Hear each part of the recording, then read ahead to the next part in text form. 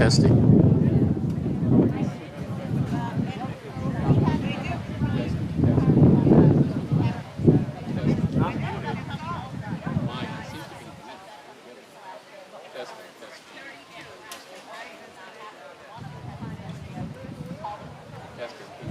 I can't. I can hear the other one. Testing. 1, 2. Testing. I can hear a little bit. It's just hard to hear from here. Can you hear Kathy mic coming out on this? Mic coming out on the speaker? Testing. 1, 2, 3, 4, 5. Not really.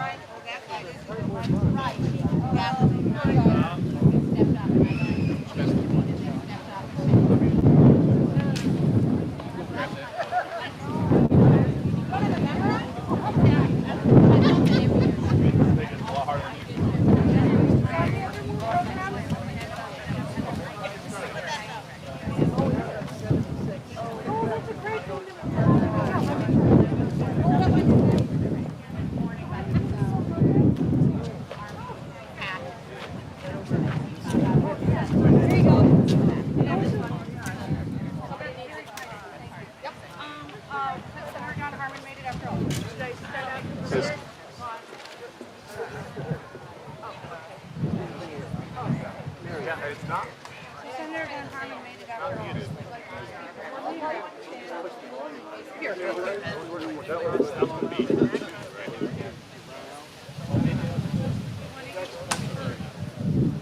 You know, I know I'm second. Senator Van Harmon.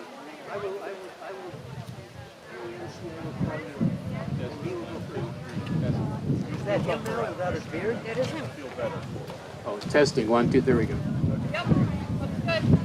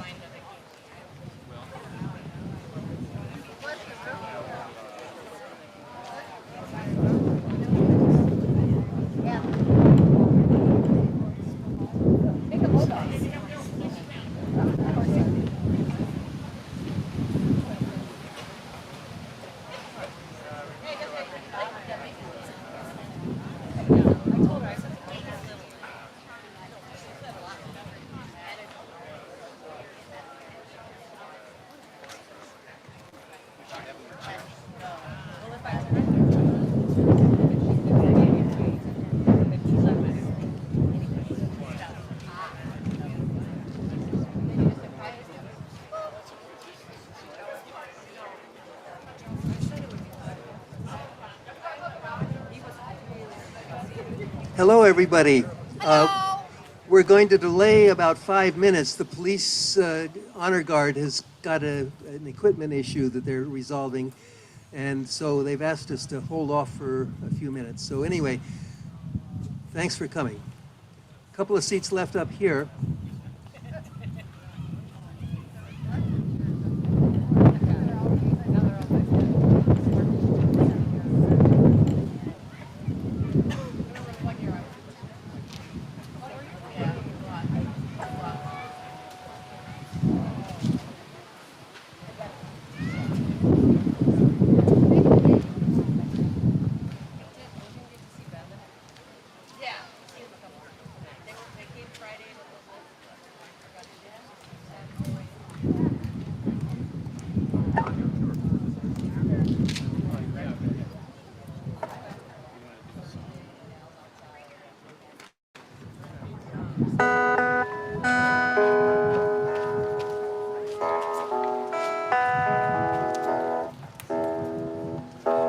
Okay, we can start now. Good morning. Morning. My name is Brian Floor. I'm a veteran of the U.S. Army who served in Vietnam 50 years ago. First, let me thank you all for joining us as we gather to honor our veterans at the Peace Triumphant Memorial in Oak Park's lovely Scoville Park. The weather is a little bit on the warm side, a little bit on the windy side, but still feels pretty good to me. Now, just a bit of background about Memorial Day. It was established in 1867 as a Civil War Day of Remembrance called Decoration Day. It was the day to remember and honor the sacrifice of Yankee soldiers who lost their lives in the war to save the Union. By the turn of the last century, more and more were calling for the day to be renamed Memorial Day, and its meaning was extended to honor Americans who died in all of our wars, and eventually, more broadly, to show respect to all of those who have served or are serving in our armed forces. By the way, few people know that at national cemeteries on Memorial Day, the U.S. flag only flies at half-mast until noon, when it is raised to full staff for the rest of the day. This custom honors the war dead during the morning and the living veterans for the rest of the day. There are currently around 18 million military veterans living in the United States. Of those, 1.6 million are women. And around half of our veterans, like me, are age 70 and over. We are here today to honor all of them. Illinois Senate President Don Harmon would like to give some welcoming remarks. Senator Harmon. Thank you, Brian. I know you were trying to sell the seats up here, but I want to compliment the common sense of all the people who have found some spots in the shade today. And to everyone who managed to make it, all of us who managed to make it from the River Forest Parade directly here, congratulations to all and apologies for the casual attire. I have spoken at this event, I think for most every year of 20 or so I've been in the Senate, and I've often started by thanking generations of people who served. I was so fortunate to come of age in a time of profound peace. When my cohort registered for the draft, we were in the middle of a Cold War that seemed very, very cold. And so it's somewhat sobering today when we are nearer to a hot war involving major powers than we ever have been in my lifetime. And it is a reminder of what service means and the circumstances under which a soldier, sailor, airman, or Marine might be called on to pay that final sacrifice. It is remarkable. So to everyone here who has served, I say thank you again, and my thoughts and prayers and good wishes are with all of the men and women in service across the globe in a very precarious time. God bless you all. Thanks much. Thank you, Senator Harmon. Village President Vicki Skaman will speak on behalf of the Village of Oak Park.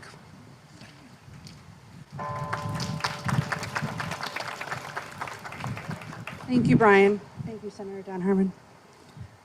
Welcome. We come together today in Oak Park and communities across our nation following acts of hate and violence that weigh heavily on our hearts to remember and honor specifically those who lost their lives in military service to protect and preserve our nation and democracy. As we reflect on the meaning of this day, to recognize and celebrate on the meaning, celebrate our heroes and, as Maya Angelou would say, our sheroes. Let us take comfort in their bravery and conviction that democracy, freedom, and the knowledge that all people are created equal is worth fighting for. Democracy, a system of government that was designed to ensure all have a voice, was the birth of our nation. Yet rather than working together to understand why and how it is that a neighbor has a different opinion, We often approach that situation believing and preparing to explain why it is that I am right. As we express our gratitude, we must never forget that the highest appreciation is not to utter the words, but to live by them. John F. Kennedy spoke in 1963. We owe it to those who have given the ultimate sacrifice to open our ears and hearts to each other, open our ideas for collaborative thought, and work to solve problems together so that all have what they need to live and grow up. Our organizers today have put together a worthy program to honor those who have given the ultimate gift through their service in our military so that we can be a free nation. You will hear from excellent speakers who baptized my granddaughter yesterday, Pastor Kirsten Headland. It is my sincere hope that you leave today feeling empowered and grateful for each soul that has been lost as a gift to all of us, meant to honor with our own actions, to each other and to our nation, for the furthering of freedom and equality for all who call this land home. My father, my grandfather, and my sister served in armed forces. Thank you very much for all of you who have served. And thank you, Brian Flora, for always making sure that this event is available to our community, and for Senator Don Harmon for all that you do to make sure we can continue to make progress.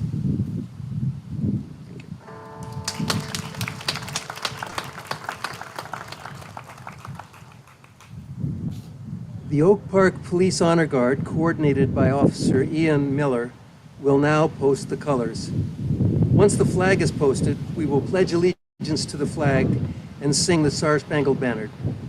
Please stand as you are able. Detail. Allison. Put.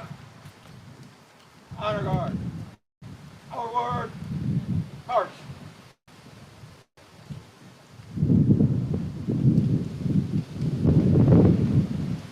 Detail. Forward. Power. Detail. Present. Power.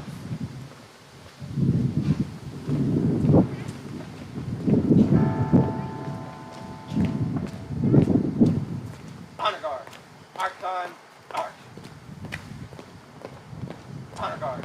Halt. Left. Right. Honor guard. Present. Hours.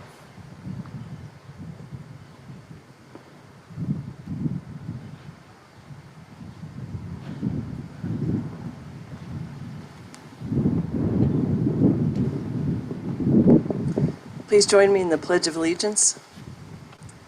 I pledge allegiance to the flag of the United States of America and to the republic for which it stands, one nation, under God, indivisible, with liberty and justice for all. And now please join me in singing our national anthem.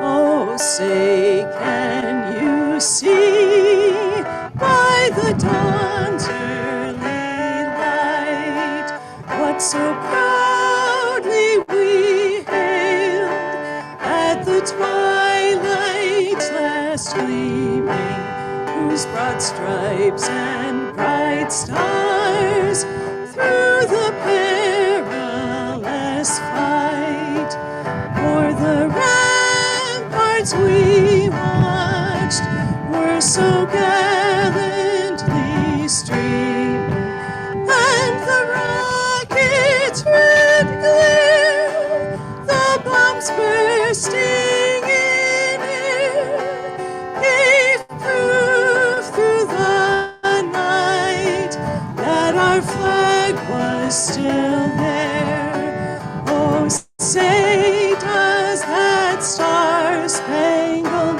banner yet wave o'er the land of the free and the home of the brave?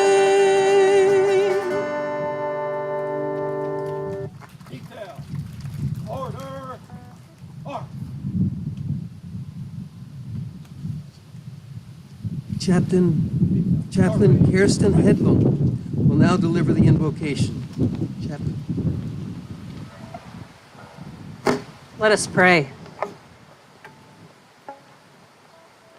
God of all, we give you thanks for the gift to gather this day and for all of the people who showed great love in laying down their lives for others. We ask that you fill not only us with a sense of your presence and peace, but also all of those for whom this day is a burden. Help them to remember that they are not alone. And we ask all these things in your name. Amen.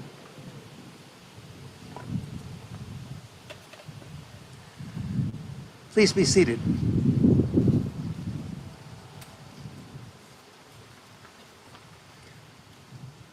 As a now retired 50-year Civil War reenactor, I would like to reflect a bit on the Civil War origins of Memorial Day, 150 some years ago. Memorial Day is a day of remembrance. It was initially called Decoration Day to reflect how the graves of fallen soldiers were to be adorned with flowers. It came about as the nation's emotional response to the tragedy of losing over 700,000 of mostly young men in the Civil War. It was by far the bloodiest war in our history, and there was not a village or town in America that was not affected. Over 24 cities and towns claim credit to have started the Decoration Day tradition. There are also stories that women's groups in the South, even before the end of the war, began decorating the graves not only of the Confederates, but of the Union soldier dead buried next to them.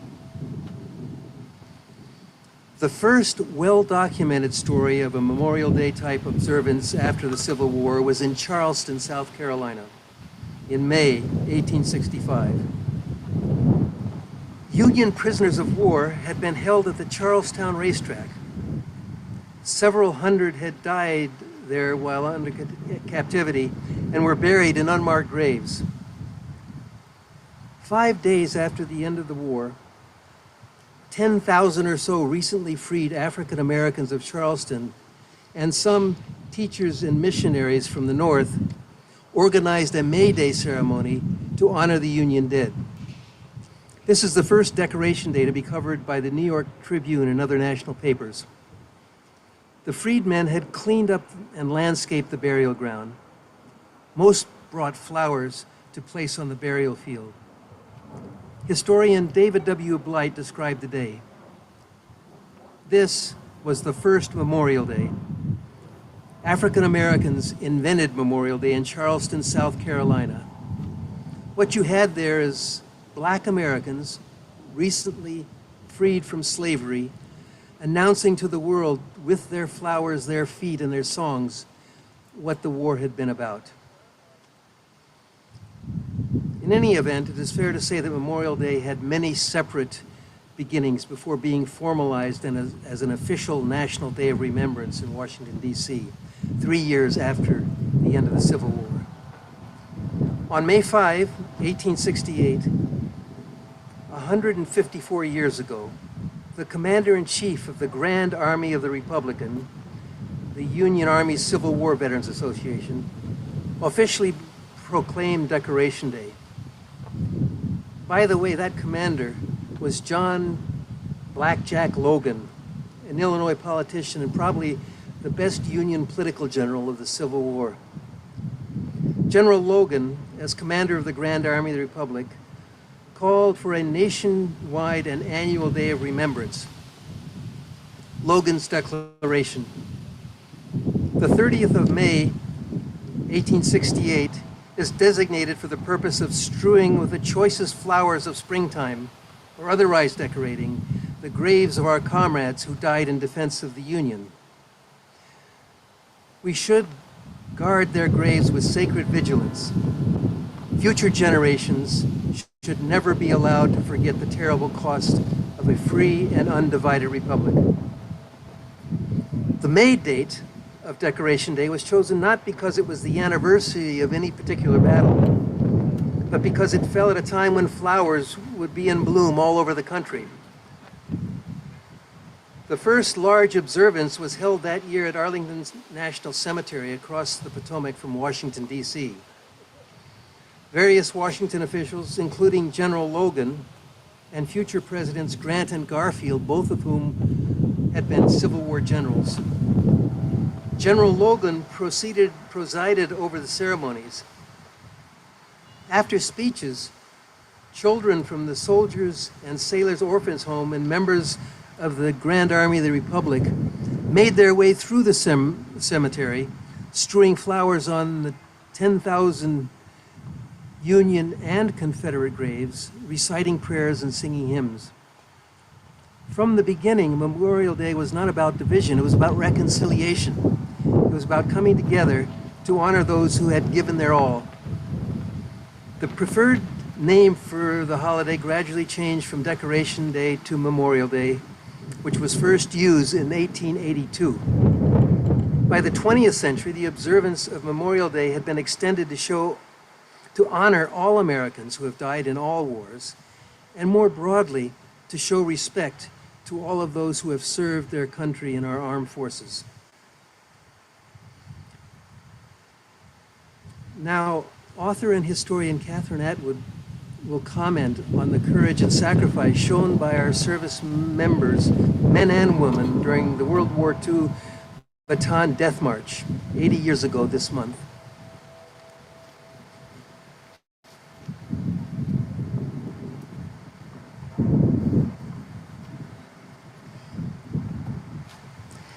Heroism is endurance for one moment more. These words by George F. Kennan comprise one of the epigraphs I chose for my book on the Pacific theater of World War II because they seem to echo a theme weaving through many of the stories.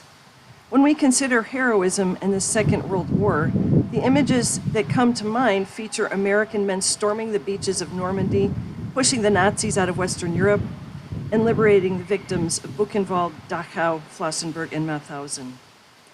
But heroism has many facets, many faces, and many stories, and we in the West are far less familiar with those that happened on the Pacific side of World War II. One such story, as Brian has mentioned, occurred 80 years ago last month. On the day Imperial Japan bombed Pearl Harbor, it also targeted other locations in the Far East, including the Philippines, which was then U.S. territory. When the Japanese followed with a ground invasion, the U.S. and Filipino troops stationed there pulled back from Manila, the capital city, and fought the Japanese invaders on the Bataan Peninsula.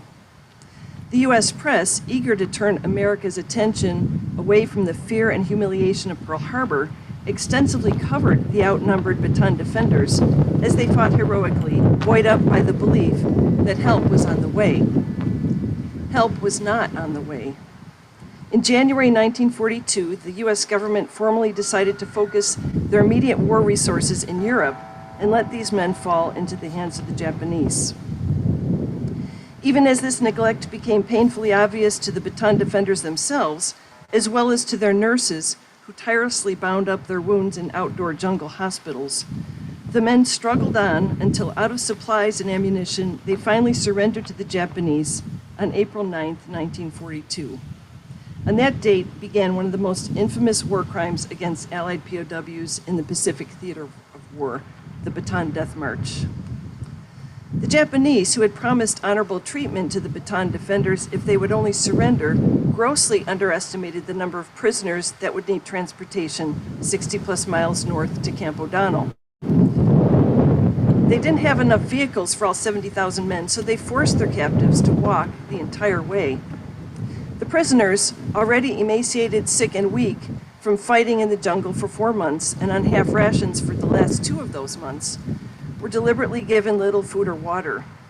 The gratuitous evil deliberately inflicted on these weakened prisoners by the Japanese guards are too horrific to detail here today, but approximately 17,000 American and Filipino fighting men died during what the survivors would grimly call the hike. Those who made it all the way to Camp O'Donnell were given enough food for bare survival, but not enough to prevent a constant and painful state of near starvation.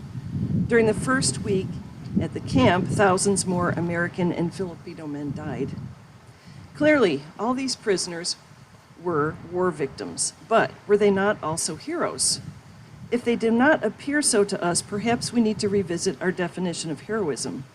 For is there not heroism implicit in the struggle to endure one moment more, or to help those around you to do so? Many of the men who lived through the hike survived only because they were with their own companies, their own friends. But additional heroism would be born from this war crime.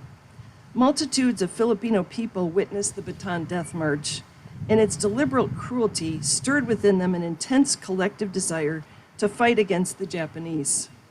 The strong and extensive Filipino resistance became a thorn in the side of the occupying Japanese forces throughout the entire war, via a multitude of guerrilla bands based all over the jungles, and through the resistors and spies who operated in the capital city, many of whom helped American nightclub owner Claire Phillips use her earnings to secret food and medicine to the starving POWs. Other women who tried to help the prisoners knew nothing of their horrific experience, only that their sons had surrendered to the Japanese on Bataan. A surprisingly large percentage of these men were from Maywood, Illinois, and their mothers, desperate to help their sons, formed an organization called the American Bataan Clan. Although many of these women were eventually given the worst possible news, their group continued and was renamed the Maywood Bataan Day Organization, which continues to hold annual commemorations in honor of the Bataan defenders. 16.5 million men and women wore a U.S. military uniform during World War II. More than 400,000 were killed or went missing during the war. Approximately 200,000 remain with us today. The greatest generation is passing quickly, their service preserved in family photographs of proud young men in uniform, or those kept in our collective memory, dashing flyers of U.S. Army Air Forces fighting the German Luftwaffe thousands of feet above the earth, or determined young Marines planting the American flag on Mount Suribachi during the Battle of Iwo Jima. But while honoring the service of World War II vets, we must be willing to remember all their stories, not only the ones we find suitable for framing. For when our military men and women, past and present, put on the uniform, they don't have a choice as to which orders to follow, and no guarantee where those orders might eventually lead them. Instead, as the saying goes, they have all written a blank check to the rest of us, up to and including their own lives. On this Memorial Day, we honor all those who have died for our country, and we thank veterans of all wars who have written us that blank check.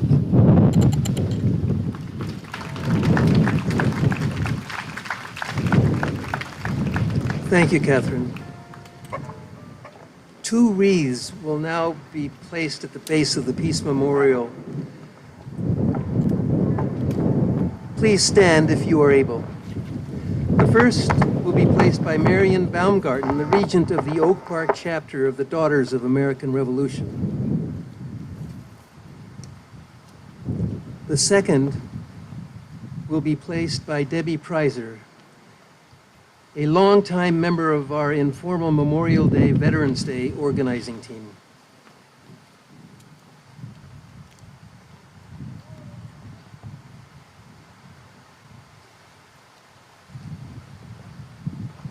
John and Catherine Atwood, our history singers, will now sing "We Did It Before and We Can Do It Again," which has World War II roots.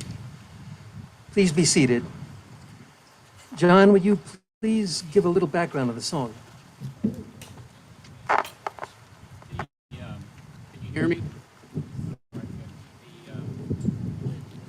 The wind's a little fun today, but it's helped keeping it a little calm because in 1941, right after the attack on Pearl Harbor, a famous performer of the time named Eddie Cantor was involved in a traveling musical review program. There was a lot of that kind of thing back in that time, where they went from city to city and filled a hall and put on a show. And after the attack on Pearl Harbor, a couple people involved in the program were songwriters, and they were inspired to write something to as a kind of a response to the attack. Now, this is one of those Chicago or New York who got it first controversies, but either 2 days or 2 weeks after the attack on Pearl Harbor, this song was composed or put into the program, either first in New York or in Chicago. No one can quite get the story straight. But the song is called "We Did It Before, and We Can Do It Again." December 7th, 1941, our land of freedom was defied. December 8th, 1941, Uncle Sam replied, "We did it before and we can do it again, and we will do it again. We got a heck of a job to do, and you can bet that we'll see it through. We did it before and we can do it again, and we will do it again. We're all one for all and we're all for one. They'll get a licking before we're done. Millions of voices are ringing, singing as we march along. We did it before and we can do it again, and we will do it again. We'll knock them over and then we'll get the guy in back of them. We did it before and we'll do it again.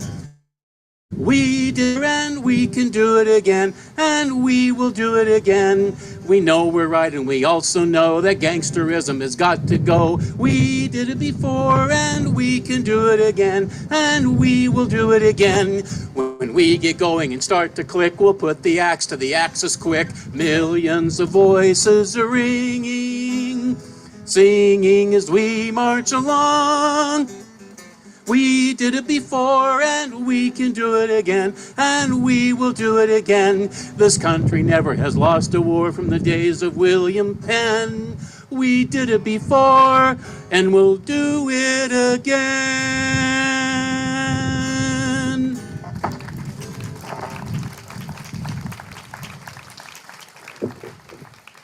Thank you.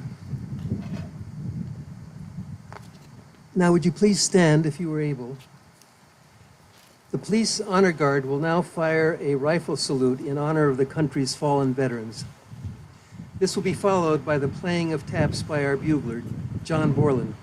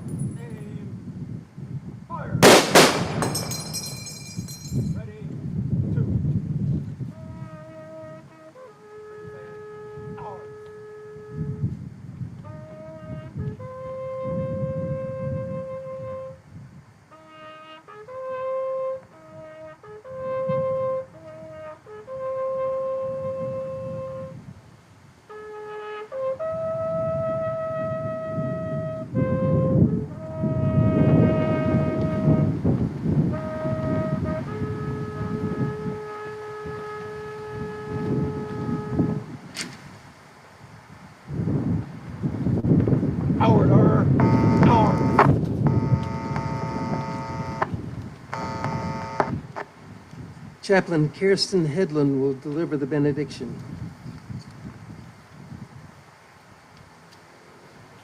Let us pray. God of all people, God of all time, God of the living and God of the dead, as we remember, celebrate, honor, and mourn those who have given all that they have, strengthen us not only to be a people of peace, but also to give ourselves as acts of love to others in big ways and in small ways, that we would sense your presence in all that we do. We ask these things in your name. Amen.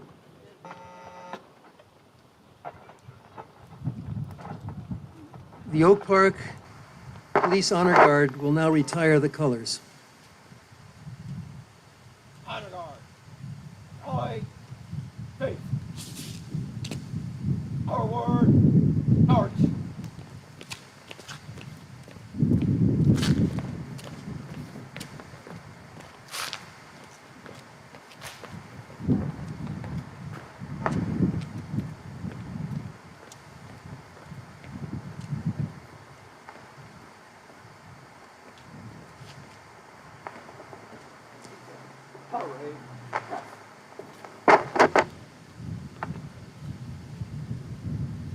Please be seated. I invite you to join the Atwoods in singing America the Beautiful. Please sing along.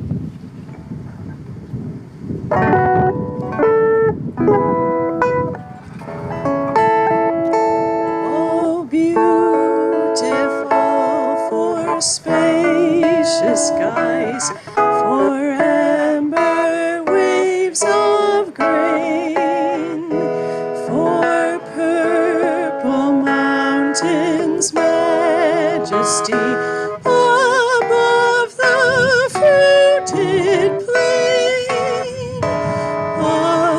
America, America, God shed His grace on thee, and crown thy good with brotherhood from sea to shining sea.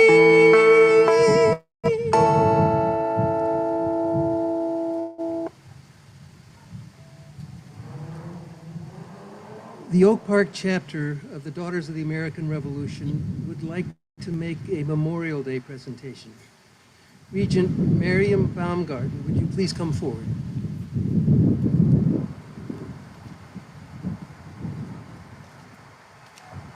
Good afternoon, or I guess it is afternoon. What Brian so modestly didn't say is the purpose of the presentation is to give Brian a Community Service Award for his work. Excellent community service, not only for arranging this, but for his service as a veteran and for his service as a diplomat. And we greatly appreciate all the work that you have done. And we have a small of helping. So, thank you.